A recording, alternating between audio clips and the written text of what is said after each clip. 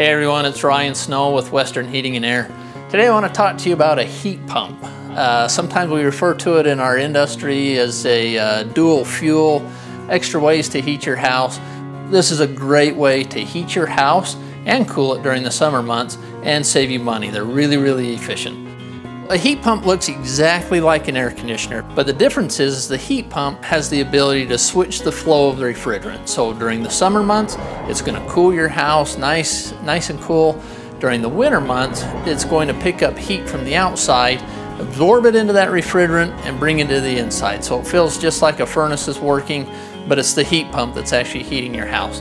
It is a more efficient way to heat your home. They're fantastic. Some of the newer ones out there, they have the ability to go down to really low temperatures, even 0 degrees, which is amazing, and still be able to heat your house at full capacity and save you money. If you have more questions, go to our website, westernheatingair.com, or give us a call. We'd be glad to talk to you.